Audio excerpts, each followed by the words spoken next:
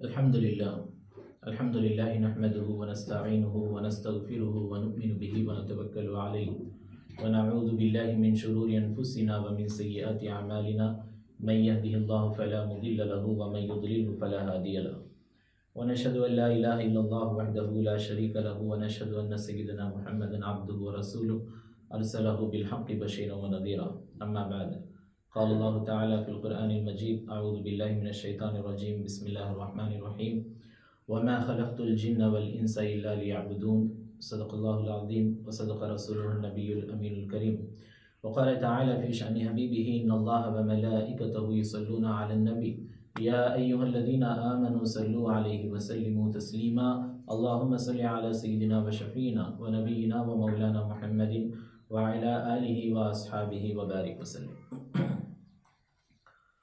ప్రియమైన సోదరులారా సోదరీమణులారా, ఈరోజు మీ ముందు పఠించినటువంటి ఖురాన్ యొక్క ఆయత్ సూరే జారియా ఆయత్ నెంబర్ 56. అల్లాహ్ తబారక వ తఆలా ఖురాన్లో సూరే జారియాలో ఈ విధంగా చెప్పడం జరిగింది, వమా ఖలక్తుల్ జిన్న వల్ ఇన్స ఇల్లా లియఅబుదూన్.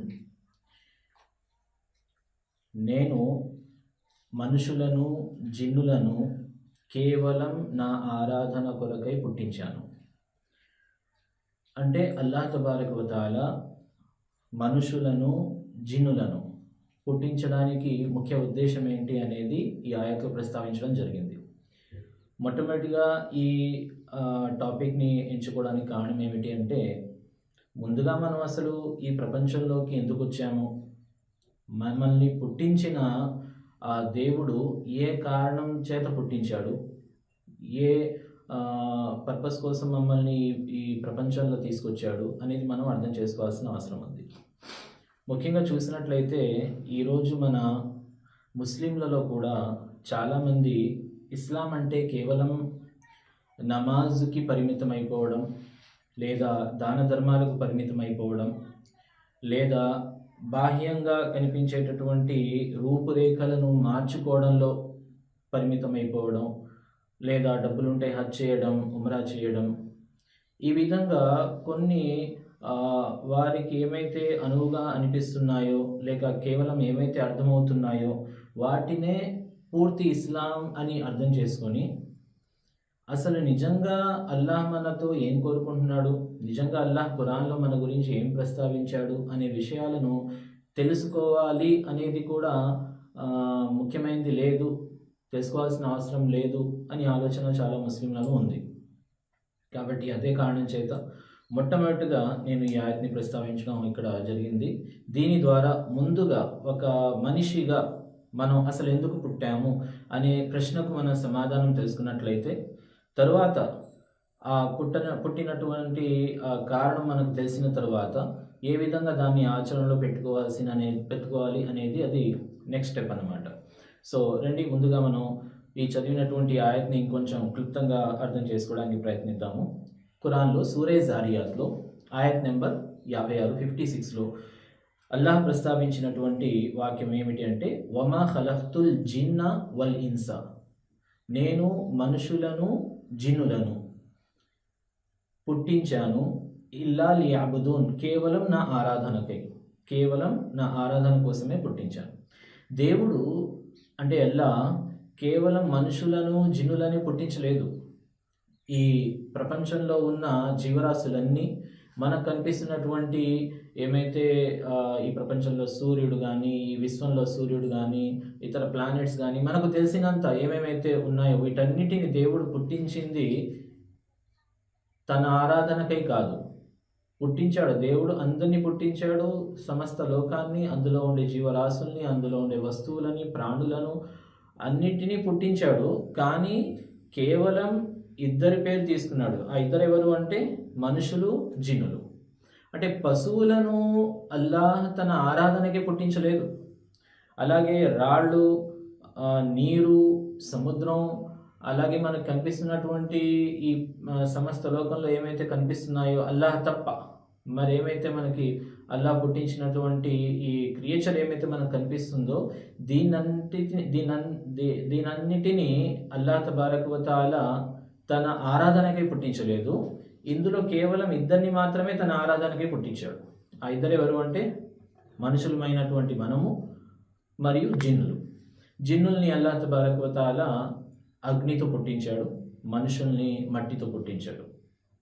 సరే, అయితే ఇప్పుడు మిగతా ప్రాణులని, జీవులని అల్లాహ్ తబారక వ తఆలా పుట్టించింది తన ఆరాధనకై కాదు. కానీ ప్రతీది కూడా, ఈ విశ్వంలో ఉన్న ప్రతీది, అది జీవి అయినా అజీవి అయినా అల్లాహ్ను ఆరాధిస్తూనే ఉంటుంది.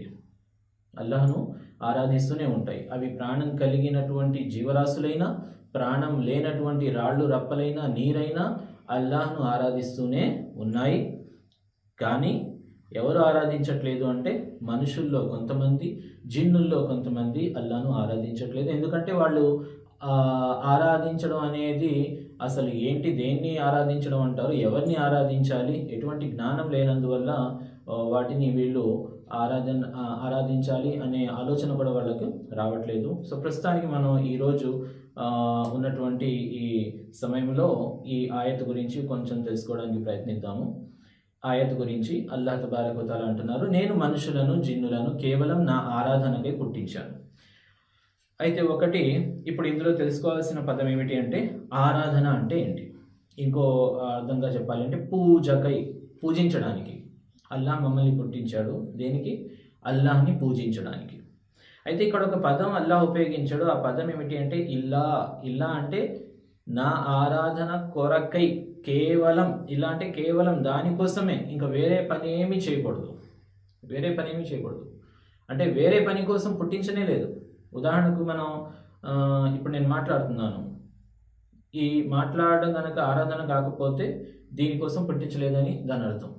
అలాగే ఉదాహరణకు నేను తింటున్నాను, ఈ తినడం కనుక ఆరాధనలో భాగమైతేనే అల్లాహ్ మమ్మల్ని ఏ ఉద్దేశంతోనైతే పుట్టించాడో ఆ ఉద్దేశంలో మనం పరిపూర్ణమైనట్టు. ఒకవేళ మన తినడం ఆరాధనలో భాగం కాకపోతే ఆ పని చేసినంతసేపు మనం అల్లాహ్ యొక్క ఆజ్ఞను పాటించని వారిలో మన పేరు కూడా రాయబడుతుంది.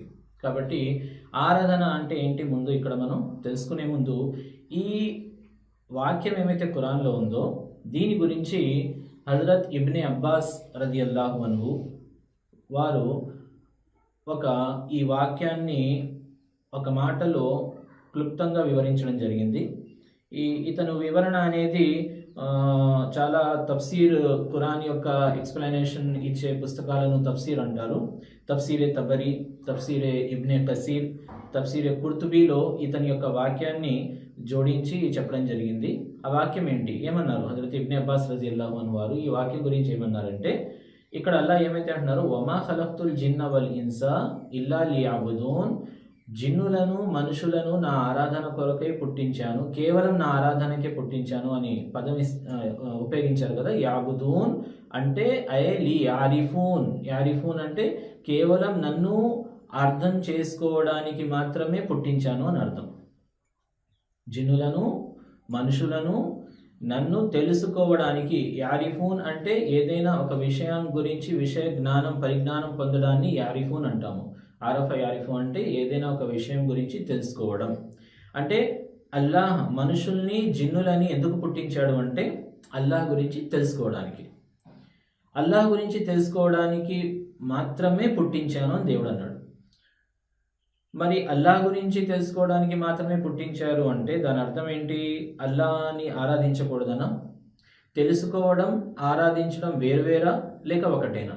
ఎందుకంటే ఖురాన్లో ఉన్న వాక్యంలో ఉపయోగించిన పదం ఏంటి? యాబుదూన్, ఆరాధన. దాని యొక్క వివరణ తఫ్సీర్లో ఏమని ఇచ్చారు? యారిఫూన్ అంటే తెలుసుకోవడం. ఆరాధన ఇటు దాన్ని ఏమంటున్నాం మనం తఫ్సీర్లో? తెలుసుకోవడం. అల్లాహ్ని ఆరాధించడం, అల్లాహ్ని తెలుసుకోవడం రెండూ ఒకటేనా అంటే రెండూ ఒకటేనా అనే దానికి మనకు సమాధానం ఎప్పుడు తెలుస్తుంది అంటే ఇంకొంచెం దాని గురించి మనం తెలుసుకోవాల్సింది ఏమిటి అంటే, ఏదైనా ఒక విషయం గురించి, ఒక వ్యక్తి గురించి, ఒక వస్తువు గురించి మనం తెలుసుకోనంత వరకు ఆ వ్యక్తిని మనం పిలుస్తున్నాము లేదా ఆ వ్యక్తితో మనం సంబంధం ఏర్పరచుకుంటున్నాము అంటే అది పరిపూర్ణం కాదు. అల్లాహ్ని ఆరాధించడానికి మమ్మల్ని అల్లాహ్ పుట్టించాడు. అల్లాహ్ అంటే ఎవరో తెలియదు. అల్లా అసలు ఎలా ఉంటాడో తెలియదు, అల్లా యొక్క గుణగణాలు తెలియవు. అలాగే అల్లా యొక్క ఏకత్వం ఏంటి, అల్లాహు అహద్ అన్నారు కదా, కుల్ హువల్లాహు అహద్, అల్లాహ్ ఏకైక దేవుడు అని అన్నారు కదా. ఆ ఏకత్వం అంటే దాని యొక్క అర్థం ఏంటి? ఏకత్వం యొక్క అర్థం తెలియకుండా, అల్లాహ్ యొక్క గుణగుణాలు తెలియకుండా, అల్లాహ్ గురించి తెలుసుకోకుండా ఒక వ్యక్తి ఎలా ఆరాధించగలడు? ఒకవేళ ఈ నమాజు చేస్తూ నేను ఆరాధిస్తున్నాను అని అనుకున్నాడు, ఏంటి, అల్లా ఏకత్వం గురించి తెలుసుకోకుండా, అల్లా గుణగణాలు తెలుసుకోకుండా, అల్లా గురించి తెలుసుకోకుండా నేను నమాజ్ చేస్తున్నాను, అల్లాహ్ అక్బర్ అన్నాను, అసలు అల్లాహ్ అక్బర్ పదానికి అర్థం ఏంటో తెలియదు. అలాగే నుంచున్నాడు, కాసేపు ఖురాన్ చదివాడు, తర్వాత రుకూలోకి వెళ్ళాడు, సుబ్హాన్ రబ్బియల్ అజీమ్ అన్నాడు, సుబ్హాన్ రబ్బియల్ అజీమ్ అర్థం తెలియదు. అసలు ఎవరి యొక్క ఆజ్ఞను పాటిస్తున్నాడో ఆ అల్లాహ్నే తెలుసుకోకుండా అతని ఆరాధన చేయడానికి మనం వెళ్తున్నాము అంటే దాని అర్థం ఏంటి? ఆ ఆరాధన అనేది అసంపూర్ణమైనది. కాబట్టి ఆరాధనను సంపూర్ణం చేయవలసినటువంటి ఒక పని ఏమిటి అంటే యారిఫూన్, తెలుసుకోవడం. మనం అల్లాహ్ గురించి తెలుసుకున్నట్లయితే అప్పుడు ఈ ఆరాధన అనేది పరిపూర్ణమవుతుంది, సంపూర్ణమవుతుంది. కాబట్టి ఇబ్న్ అబ్బాస్ రదియల్లాహు అన్హు వారు యాబుదూన్ యొక్క పదాన్ని ఏమని చెప్పారు? యారిఫూన్ అంటే అల్లాహ్ మనల్ని జిన్నులను ఎందుకు పుట్టించాడు అంటే అల్లాహ్ గురించి తెలుసుకోవడానికి. అల్లాహ్ గురించి తెలుసుకుంటే ఏం జరుగుతుంది? మనం ఉదాహరణకి నమాజ్కి వెళ్ళాము, నమాజ్కి వెళ్ళి అల్లాహు అక్బర్ అంటున్నాము. అల్లాహు అక్బర్ అంటే అల్లాహ్ అందరికంటే పెద్దవాడు. ఒక వ్యక్తి, అసలు ఏమీ తెలియని వ్యక్తి పెద్దవాడు అంటే ఏమనుకోవాలి అంటే, నేను 6 ఫీట్లు ఉన్నాను అంటే అల్లాహ్ 60 ఫీట్లు ఉంటాడా? లేక నౌజ్బిల్లా 100 ఫీట్లు ఉంటాడా? అంటే చాలా పెద్దవాడు ఉంటాడా? అంటే పెద్దవాడు అంటే దాని అర్థం ఏంటి? అల్లా అందరికంటే పెద్దవాడు అంటే ఆ పెద్దతనం అనేది ఏంటి, దేన్ని అంటారు? అది తెలుసుకోవాల్సిన అవసరం ఉంది. ఆ తెలుసుకోకుండా అల్లా అందరికంటే పెద్దవాడు అంటే ఏం అర్థం చేసుకుని అల్లా అందరికంటే పెద్దవాడు అన్నావు? ఒక పదం నువ్వు చెప్తున్నావు కానీ దాని అర్థమే నీకు తెలియదు అంటే ఆ పదం చెప్పడం నువ్వు మనసులో చెప్పినట్ట. ఉదాహరణకి నేను ఒకరి దగ్గరికి వెళ్ళి నాకు తెలుగు రాదు, నేను ఒకరి దగ్గరికి వెళ్ళి సార్ నన్ను క్షమించండి అన్నా, కానీ నాకు తెలుగు రాదు. అసలు నేను ఏమనుకుని ఈ పదం వాడినట్టు? క్షమించండి అని అడిగేవాడు నేను క్షమాపణ కోరుతున్నాను అనే ఫీలింగ్ కలిగి అడగాలి. అప్పుడు అతను చెప్పిన మాటలో నిజాయితీ అనేది ఉంటుంది. ఏదో పదం తెలుసుకున్నాడు, ఆ పదం గురించి చెప్పేశాడు, ఆ పదం అర్థమే తెలియదు. అలాంటప్పుడు నిజంగా అతను క్షమాపణ కోరుతున్నట్టు కాదు, ఆ పదాన్ని ఉచ్చరిస్తున్నాడు అనేది దాని అర్థం. నన్ను క్షమించండి అనే పదాన్ని ఉచ్చరించాడు తప్ప మనసుతో నన్ను క్షమించండి తప్పైపోయింది అని అడగట్లేదు. ఎందుకు? ఆ పదం యొక్క అర్థమే తెలియదు అనకి. ఆ క్షమాపణ కోరుతున్నాననే ఫీలింగే అతనికి లేదు. కాబట్టి అలాగే మనం అల్లాహ్ని సుబ్హానల్లా అంటున్నాము, అల్హమ్దులిల్లా అంటున్నాము, సమస్త లోకాలకు నువ్వే అధిపతి, మాలికి యౌమిద్దీన్, అల్లా యొక్క గుణగుణాలను మనం చెప్తున్నాము. కానీ అసలు దాని అర్థమే తెలియదు. అసలు నిజంగా అల్లా ఏమిటి, అల్లా ఏ విధంగా సమస్త లోకాలని సృష్టించి ఉన్నాడు, అల్లా ఏ విధంగా పోషిస్తున్నాడు, ఈ వాటన్నిటిని మనం అర్థం చేసుకోకుండా అల్లాహ్ని మనం పిలుస్తున్నాము అంటే నిజంగా ఎవరిని పిలిచినట్టు? అల్లాహ్ని తెలుసుకోకుండా మనం అల్లాహ్ని పిలుస్తున్నామంటే ఎవరిని పిలిచినట్టు? అది అల్లాహ్ని పిలిచినట్టు కాదు. అల్లాహ్ని పిలవాలంటే ముందు అల్లాహ్ని తెలుసుకోవాలి. అల్లాహ్ని తెలుసుకోకుండా మనం పిలుస్తున్నాము అంటే దాని అర్థం ఏమిటి అంటే మనం అల్లాహ్ని పిలవట్లేదు, ఆ పదాన్ని మాత్రమే ఉచ్చరిస్తున్నాము అని దాని అర్థం. కాబట్టి ఉలమా ఎవరైతే ఖురాన్ హదీస్ జ్ఞానం కలిగిన వారు, ఎవరైతే ఖురాన్ గురించి హదీస్ గురించి పూర్తిగా దాన్ని అర్థం చేసుకున్న వారు ఎవరైతే ఉన్నారో ముందుగా వాళ్ళు ఏం చేసేవారంటే అల్లాహ్ యొక్క దీన్ మనకేమైతే ఇచ్చాడో దీని ఇస్లాం, దాన్ని అర్థం చేసుకోవడానికి ముఖ్యంగా దానికి ప్రయారిటీ ఇచ్చేవారనమాట. దాని తరువాత అమల్ అనేది పరిపూర్ణమవుతుందని వాళ్ళకి తెలుసు. కానీ ఈ రోజుల్లో ఏం జరుగుతుంది? అమల్కి ప్రయారిటీ ఇస్తున్నాము. అమల్ అంటే మనం చేసే పనులు, ఉదాహరణకి నమాజ్కి ప్రయారిటీ ఇస్తున్నాము. కానీ ఆ నమాజ్ అనేది ఎవరి ఆజ్ఞతో చేస్తున్నాము, ఆ ఆజ్ఞనిచ్చేటటువంటి ఆ దేవుడు అసలు ఎవరు, ఎలా ఉంటాడు, ఆ దైవం యొక్క అల్లాహ్ యొక్క గుణగణాలు ఏమిటి అవి తెలుసుకునేటటువంటి ప్రయత్నం ఎవరు చేయట్లేదు. దాని గురించి చెప్పే ప్రయత్నం కూడా చేసేవాళ్ళు తగ్గిపోయారు. కాబట్టి ఈ రోజుల్లో నమాజులు అయితే ఉన్నాయి కానీ దానికి విలువ లేదు. ఈ రోజుల్లో సద్కా ఖైరాత్లు అయితే చేస్తున్నారు, అంటే దాన ధర్మాలు అయితే చేస్తున్నారు కానీ దానికి విలువ లేదు. సో చేసేటటువంటి ప్రతి పనికి అల్లాహ్ దగ్గర బరువు విలువ ఉంటేనే ఆ పని చేసే వ్యక్తి ఆ పని ద్వారా లాభం పొందగలుగుతాడు. కాబట్టి ఈరోజు ఈ వాక్యం మీ ముందుంచి ఒక చిన్న మాట చెప్పుకోదలిచింది ఏమిటి అంటే, ఒకవేళ అల్లాహ్ యొక్క ఉద్దేశం ఈ ఆయత్తో నన్ను ఆరాధించుట కోసమే మిమ్మల్ని పుట్టించాను అని అయితే, ఒక వ్యక్తి ఆరాధన అంటే దాని అర్థం ఏం తీసుకోవాలి? ఆరాధన తప్ప 24 గంటల్లో ఏమీ చేయకూడదని అర్థం. నన్ను ఆరాధించడానికే పుట్టించానని అల్లాహ్ అన్నాడు అంటే దాని అర్థం ఏంటి? 24 గంటలు కూడా అల్లాహ్ని మాత్రమే ఆరాధిస్తూ ఉండాలి, ఇంకా ఏ పని చేయకూడదు. మరి అది ఏ విధంగా సాధ్యమవుతుంది? ఉదాహరణకి మీకు టాయిలెట్కి వెళ్ళాల్సిన అవసరం వచ్చింది, టాయిలెట్కి వెళ్ళారు, ఒక 5 నిమిషాలు ఉన్నారు. మరి 5 నిమిషాలు అల్లాహ్ని ఆరాధించాలా? మరి ఈ వాక్యం ప్రకారం అల్లాహ్ అంటున్నది ఏమిటి? నా ఆరాధన కోసమే మిమ్మల్ని పుట్టించాను అంటే వేరే పని ఇంకా మీకు చేయడానికి అవకాశం లేదు, ఆరాధన తప్ప వేరే పని చేయడానికి అవకాశము లేదు. మరి అలాంటప్పుడు ఈ 5 నిమిషాలు మనం టాయిలెట్కి వెళ్ళాము, ఈ 5 నిమిషాల్లో మనం అల్లాహ్ ఆజ్ఞను పాటించేవారయ్యామా, పాటించని వారయ్యామా? నిజంగా మనం ఈ వాక్యాన్ని అర్థం చేసుకోకుండా మనం జీవిస్తున్నాము అంటే 5 నిమిషాలు కూడా అల్లాహ్ని పాటించని వారిలో మన పేరు రాయబడుతుంది. కానీ ఈ వాక్యాన్ని అర్థం చేసుకొని నిజాలను తెలుసుకుంటే ఆ 5 నిమిషాలు కూడా అతను ఆరాధనలో ఉంటాడు. అంటే ఎట్టి పరిస్థితుల్లో కూడా ఒక వ్యక్తి తన జీవిత కాలంలో 1 సెకండ్ కోసం కూడా ఆరాధన నుండి విముక్తి అతనికి అల్లాహ్ ఇవ్వలేదు. అంటే నిత్యం నువ్వు ఆరాధనలోనే ఉండాలి, నిత్యం ఆరాధనలో ఉండాలి. ఇంట్లో ఉన్న ఆరాధనలో ఉండాలి, మార్కెట్లో ఉన్నా, ఆఫీస్లో ఉన్నా, ఎక్కడున్నా, మాట్లాడుతున్నా, పడుకున్నా, చివరికి నువ్వు బాత్రూంలో ఉన్నా కూడా ఆరాధనలోనే ఉండాలి. మరి ఆ ఆరాధన ఎలా సాధ్యమవుతుంది? ఎందుకంటే మనం ఇప్పటివరకు ఏమనుకున్నామంటే మసీద్కి వెళ్ళి నమాజ్ చేస్తున్నాము, ఇది ఆరాధన. మరి ఇదే ఆరాధన అయితే బాత్రూంలో ఇది ఎలా సాధ్యమవుతుంది? అలాగే ఇప్పటివరకు మనం ఏమనుకున్నాము, దాన ధర్మాలు చేస్తూ ఉంటే అల్లాహ్ పేరుతో అది ఆరాధన. మరి దాన ధర్మాలు 24 గంటలు చేయగలరా? మీ దగ్గర ఎంత సొమ్ము ఉంది? 24 గంటలు అంటే కంటిన్యూగా మీరు దాన ధర్మాలు చేస్తూ ఉండగలరా? అది అసాధ్యం. కాబట్టి ఆరాధన అనే పదానికి మనం పూర్తిగా అర్థం చేసుకోవాల్సిన అవసరం ఉంది. ఆ అర్థాన్నే ఇబ్నే అబ్బాస్ రజియల్లాహు అన్హు వారు ఇక్కడ ప్రస్తావించడం జరిగింది. ఏంటి అర్థం అంటే యారిఫూన్, నన్ను అర్థం చేసుకోవాలి అంటే నిత్యం నన్ను అర్థం చేసుకోవడంలోనే నీ జీవితకాలం గడవాలి, అర్థం చేసుకోవాలి. నిత్యం నన్ను నువ్వు చూస్తూ ఉండాలి. ఎందుకంటే అల్లాహ్ ప్రతి చోట ఉన్నాడా లేడా? అల్లాహ్ ప్రతి చోట ఉన్నాడు.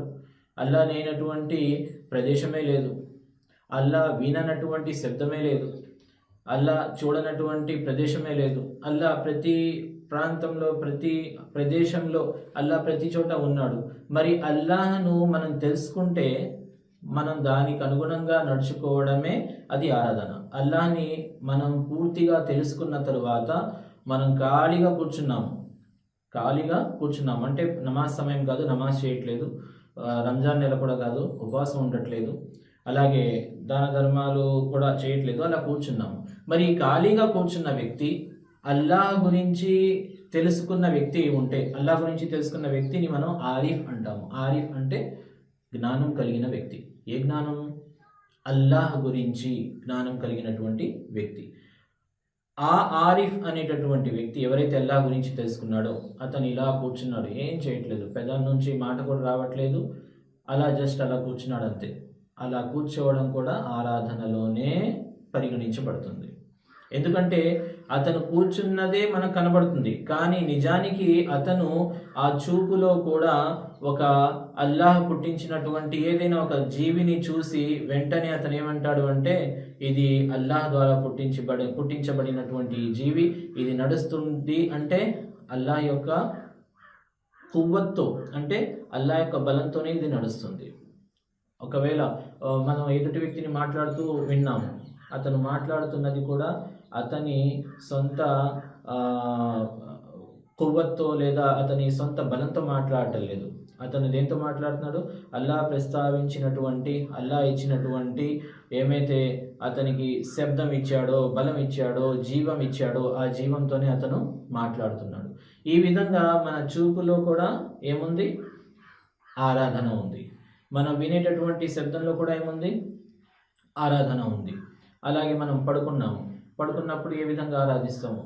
పడుకున్నప్పుడు ఆరాధించడానికి చాలా ఉన్నాయి. ఉదాహరణకి ఏమిటి అంటే, ఒక వ్యక్తి అలసిపోయి ఇలా పడుకున్న తరువాత ఏమంటాడు అంటే, ఈ పడుకోవడానికి ప్రశాంతమైనటువంటి ఈ రాత్రిని పుట్టించిన వాడు అల్లా, ఈ రాత్రిలో ఇంత ప్రశాంతత చేకూర్చినటువంటి వాడు అల్లా, అలాగే అల్లాహ్ యొక్క శక్తితోనే నేను పడుకోగలిగాను.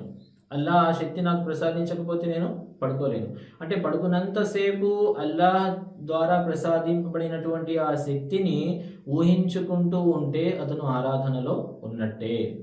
ఇప్పుడు ఇందాక చెప్పాను కదా, మనం బాత్రూంలోకి వెళ్ళాము, 5 నిమిషాలు బాత్రూంలో ఉన్నాము. మరి 5 నిమిషాలు మనం ఆరాధనలో ఉన్నామా అంటే ఏ విధంగా? మనం బాత్రూంలో వెళ్ళే ముందు దువా చదువుతాము. ఏమని? అల్లాహుమ్మ ఇన్నీ అఊజు బిక మినల్ ఖుబ్సి వల్ ఖబాయిస్. అంటే లోపల కొన్ని హాని చేకూర్చేటటువంటి జిన్నులు కూడా ఉంటాయి. వాళ్ళ ఆ హాని చేకూర్చేటటువంటి జిన్నులతో నన్ను రక్షించు అని అల్లాహ్ని కోరుకుంటూ మనం లోపలికి వెళ్తున్నాము. కోరుకొని లోపల అడుగు పెట్టాము. అంటే దాని అర్థం ఏంటి? లోపల ఉన్నంతసేపు మనం ఏ ఊహలో ఉండాలి? అల్లాహ్ ఈ హాని కలిగించేటటువంటి ఈ జిన్నులతో నన్ను రక్షిస్తున్నాడు అనే ఊహలో మీరు అక్కడ ఉన్నంతసేపు ఆరాధనలోనే ఉన్నట్టు. అలాగే మొహం కడుక్కోవడానికి నీళ్లు మొహం మీద వేసుకున్నారు.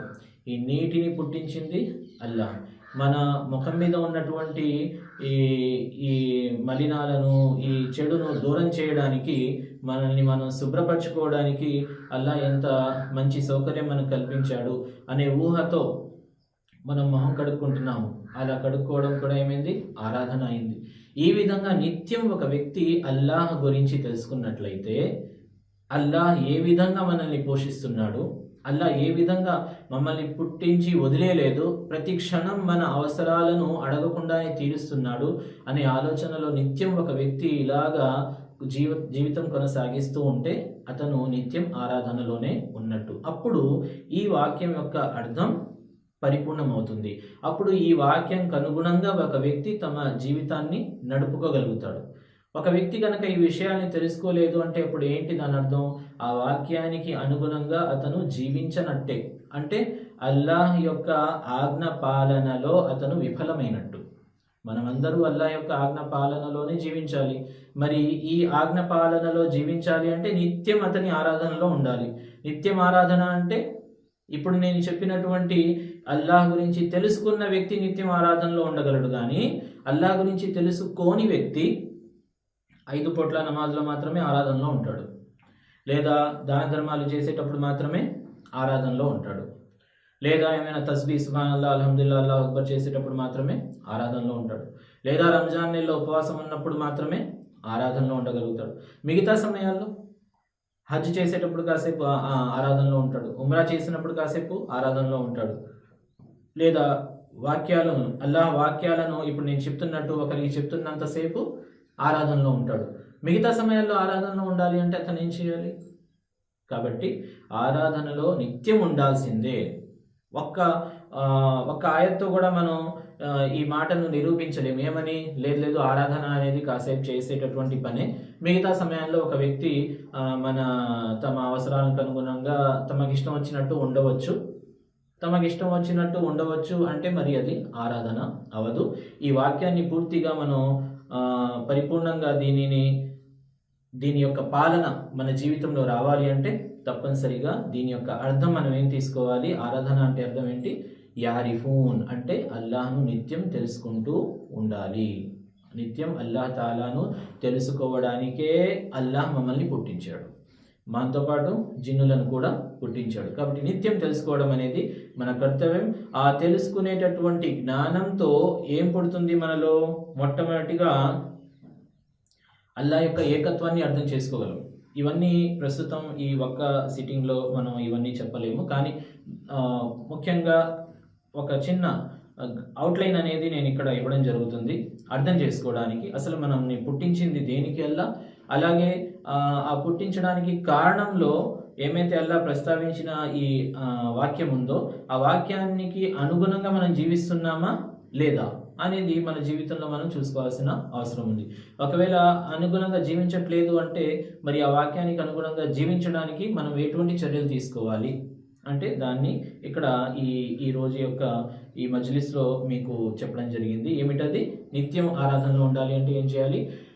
లియారిఫూన్ అంటే నిత్యం అల్లాహ్ తాలాను తెలుసుకోవడానికి, అల్లాహ్ గురించి జ్ఞానం పొందడానికి అల్లాహ్ మమ్మల్ని పుట్టించాడు. ఎందుకంటే ఒక వ్యక్తి ఎప్పుడైతే అల్లాహ్ గురించి జ్ఞానం పొందుతాడో, తెలుసుకుంటాడో, అతని ఏకత్వాన్ని గురించి తెలుసుకుంటాడు, అతని గుణగణాలను గురించి తెలుసుకుంటాడు, తర్వాత అతని యొక్క ఆజ్ఞలేంటి అనేవి తెలుసుకుంటాడు. ఆ ఆజ్ఞలు తెలుసుకున్న తర్వాత అప్పుడు ఆ ఆజ్ఞలను అతను పూర్తి చేయడానికి ముందుకు అడుగు వేస్తాడు అనమాట. నమాజ్ చేస్తున్నాడు, అల్లాహ్ యొక్క ఆజ్ఞే. అసలు ఈ ఆజ్ఞ చేసింది ఎవరు, ఎందుకు ఆజ్ఞ చేశాడు, ఇలా ఎందుకు చేయమన్నాడు అనే విషయమే తెలియకుండా ఏదో అందరితో పాటు వచ్చేసాము, అందరితో పాటు రకాత్ కట్టేసాము, నమాజ్ చదువుకున్నాము, వెళ్ళిపోయాము అంటే ఆ ఆరాధన అనేది పరిపూర్ణమైనది కాదు. అలాగే ఇంకొక చివరి మాట చెప్తూ నా మాట ఇక్కడ ముగిస్తాను. అదేమిటి అంటే అల్లాహ్ గురించి మనం తెలుసుకున్నాము అంటే యారిఫూన్ అనుగుణంగా అల్లాహ్ గురించి జ్ఞానం మనం పొందాము అంటే మొట్టమొదటిగా ఏమవుద్ది అంటే మనలో అల్లాహ్ కొరకు ప్రేమ అనేది పుట్టుకొస్తుంది. మన మనసులో అల్లాహ్ కొరకు ప్రేమ అనేది పుట్టుకొస్తుంది. ఉదాహరణతో ఒక మాట ఇక్కడ చెప్తాను. ఒక వ్యక్తికి తను పుట్టించినటువంటి తండ్రి ఏమైతే ఉన్నాడో తన బాబు పుట్టిన తర్వాత వేరే దేశానికి వెళ్ళిపోయి అక్కడి నుంచి అతనికి కావాల్సిన డబ్బులు, బట్టలు ఏమేమైతే ఉన్నాయో అన్నీ పంపిస్తూ ఉన్నాడు. ఒక కేర్ టేకర్ని మధ్యలో పెట్టడం జరిగింది. అయితే ఈ పంపించే డబ్బులన్నీ తండ్రే, కానీ ఆ విషయం ఆ బాబుకి తెలియదు. ఆ బాబు చదువుకుంటూ పెద్దవాడయ్యాడు, ఒక మంచి స్థాయిలో ఎదిగాడు, తర్వాత మంచి బిజినెస్ మ్యాన్ అయ్యాడు, లక్షలు కోట్లు సంపాదిస్తున్నాడు. కానీ అప్పటి వరకు కూడా అతనికి ఇవన్నీ నా తండ్రి పంపిస్తున్నాడు కాబట్టి నా వరకు చేరుకున్నాయనే మాట అతనికి తెలియదు. చివరిగా ఒకరోజు అతనికి చెప్పడం జరిగింది. ఏమని? ఇలాగా నీ ఫలానా తండ్రి నువ్వు పుట్టిన తర్వాత ఏదో ఒక పని మీద ఏదో ఒక విషయమే అతను వేరే దేశానికి వెళ్ళిపోయాడు, కాబట్టి అక్కడ నుంచి ప్రతిసారి నీకు కావాల్సినటువంటి వస్తువులన్నీ పంపిస్తూ చివరికి ఇప్పటి వరకు కూడా నీ గురించి తెలుసుకుంటూ ఉన్నాడు. ఆ వ్యక్తి ఇంకా బ్రతికే ఉన్నాడు, ఇదిగో అతనే నీ తండ్రి అని చూపించాడు. అంటే తండ్రిని చూపించే ముందు అతను ఏమేం చేశాడో ఇవన్నీ చెప్పాడు. చెప్తే వెంటనే ఈ పిల్లవాడి మనసులో ఏమవుతుంది? మొత్తం జ్ఞాపకాలన్నీ నెరవేర్చుకుంటూ ఇవన్నీ చేసింది నా తండ్రేనా అన్నట్టు తనలో ప్రేమ, తండ్రి కొరకు తన మనసులో ప్రేమ అనేది పెరిగిపోతుంది. అప్పుడు తన మనసులో తండ్రి కొరకు ప్రేమ ఆటోమేటిక్గా పెరిగినప్పుడు నువ్వు వెళ్ళి కౌగిలించుకో అని చెప్పాల్సిన అవసరం లేదు. ఆ ప్రేమతోనే అతను వెళ్ళి ఏం చేస్తాడు? కౌగిలించుకుంటాడు. అలాగే దాని తర్వాత తండ్రి ఏదైనా ఒక మాట చెప్పాడు, బాబు నువ్వు అదిగో అటు వెళ్ళి అటు తీసుకురా, ఇది తీసుకురా అంటే నో అనే పదం నోటి నుంచి రాదు, వెంటనే వెళ్ళి ఆ పని చేసేస్తాడు. ఎందుకు? ప్రేమ ఉంది మనసులో. కాబట్టి అలాగే అల్లా నమాజ్ చేయమన్నాడు, అల్లా ఏమన్నా దాన ధర్మాలు చేయమన్నాడు, అల్లా ఇతర ఆజ్ఞలను పాటించమన్నాడు. కానీ అల్లా గురించి మనం ఇవన్నీ తెలుసుకోకపోవడం వల్ల ఈరోజు ఏమవుతుంది అంటే ఈ ప్రతి ఆజ్ఞను పాలించడానికి ఏమవుతుంది? ఇబ్బందిగా ఫీల్ అవుతున్నాము. నమాజ్ చదవాలంటే ఇబ్బంది, దాన ధర్మాలు చేయాలంటే ఇబ్బంది, ఉపవాసం ఉండాలంటే ఇబ్బంది. ఏదో ఒక పెద్ద బర్డెన్, ఏదో ఒక బండరాయి నెత్తి మీద పెట్టినట్టు మనం ఊహిస్తున్నాము. కారణం ఏంటి అంటే అల్లా గురించి తెలుసుకోలేదు. ఒక్కసారి మనం అల్లా గురించి తెలుసుకున్నట్లయితే ఏ విధంగా అల్లా మనల్ని పోషిస్తున్నాడు, ఏ విధంగా అల్లా మనల్ని ప్రేమిస్తున్నాడు, ఏ విధంగా అల్లా నిత్యం మన కొరకై మనకు కావాల్సినటువంటి అన్ని వస్తువులు మనకు ప్రసాదిస్తున్నాడు అనే విషయం మనకు తెలిస్తే ఆటోమేటిక్గా మనసులో అల్లా కొరకు ప్రేమ పుడుతుంది.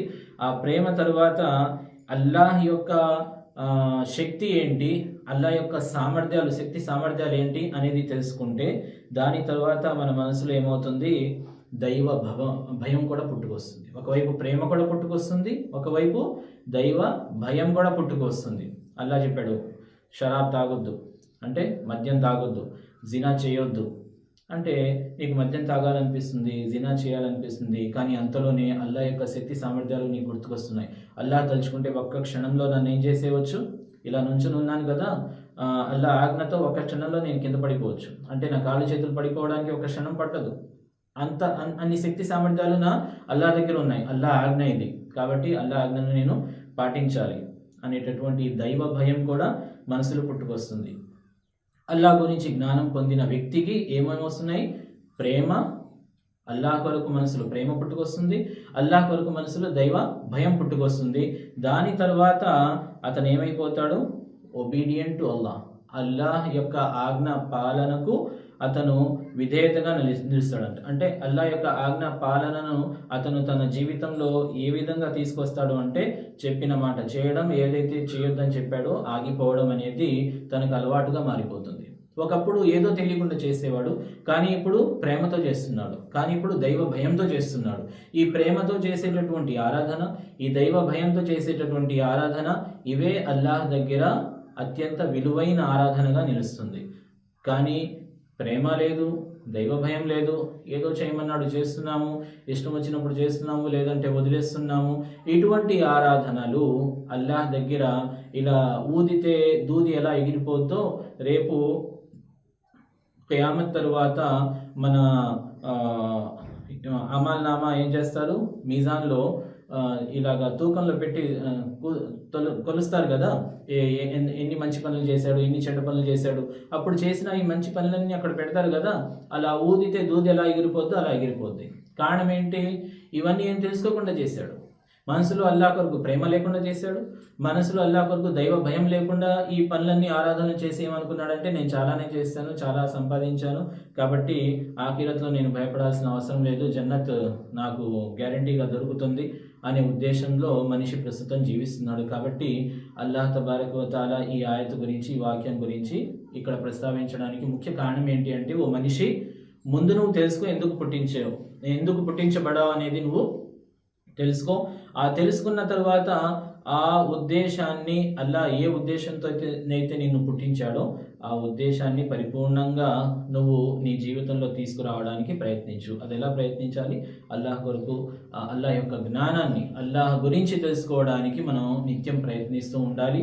అది జీవితాంతం మనం తెలుసుకున్న అల్లాహ్ గురించి, దాని ఎంత తెలుసుకున్నట్టంటే, మొత్తం సముద్రం ఉంది, సముద్రంలో ఒక చుక్క, సముద్రంలో ఒక నీటి చుక్క, ఆ నీటి చుక్కలో 1,000,000 భాగాలు చేస్తే ఒక్క భాగం ఎంతైతే ఉంటుందో దానికంటే తక్కువ తెలుసుకున్నట్టు. కానీ అంత తెలుసుకున్నా కూడా ఆ తెలుసుకున్నటువంటి వ్యక్తి ఆ ప్రేమ, ఆ దైవ భయంతో ఏమైతే అల్లాహ్ ఆజ్ఞలను పాటిస్తాడో అప్పుడు అది నిత్యం ఆరాధనలో పరిగణించబడుతుంది. కాబట్టి ఇప్పుడు నేను మీతో మాట్లాడినంతసేపు నేను దైవ ఆరాధనలోనే ఉన్నట్టు, అలాగే మాట్లాడడం అయిపోయిన తర్వాత నేను బయటకు వెళ్తున్నా, అల్లాహ్ యొక్క శక్తి సామర్థ్యాలతో నేను నడుస్తున్నాను అనే ఆలోచనతో నడుస్తున్నంత వరకు నేను దైవారాధనలో ఉన్నట్టు, అలాగే నేను కూర్చుంటే అల్లాహ్ యొక్క శక్తి సామర్థ్యాలతోనే నేను కూర్చోగలుగుతున్నాను, చూస్తున్నాను అంటే అల్లాహ్ యొక్క శక్తి సామర్థ్యాలతోనే నేను చూడగలుగుతున్నాను, పడుకుంటున్నాను అంటే కూడా అల్లాహ్ ఇచ్చినటువంటి ప్రసాదించినటువంటి ఈ రాత్రి, దానిలో ఉన్నటువంటి చల్లదనం, దీనివల్లనే నేను పడుకోగలుగుతున్నాను అనేటటువంటి నిత్య ఆలోచనలో ఉన్న వ్యక్తి నిత్యం ఆరాధనలోనే ఉన్నట్టు. కాబట్టి ఈ నిత్య ఆరాధన కోసమే అల్లాహ్ తబారక వ తఆలా మమ్మల్ని జిన్నులను అందరినీ పుట్టించడం జరిగింది. అల్లాహ్ తాలాతో దువా, అల్లాహ్ తాలా ఏ ఉద్దేశంతోనైతే మమ్మల్ని పుట్టించాడో ఆ ఉద్దేశాన్ని మనం తెలుసుకోవడానికి, దానికి అనుగుణంగా నడుచుకోవడానికి అల్లాహ్ తౌఫీక్ ఇవ్వాలని అల్లాహ్ యొక్క రసూల్ సల్లల్లాహు అలైహి వసల్లం వారి వసీలాతో అల్లాహ్తో ఈ దువా చేస్తున్నాను. వసల్లల్లాహు తఆలా అలా ఖైరి ఖల్కిహి ముహమ్మదిన్ వ అలా ఆలిహి వ అస్హాబి అజ్మాయిన్ బిరహ్మతిక యా అర్హమర్ రాహిమీన్.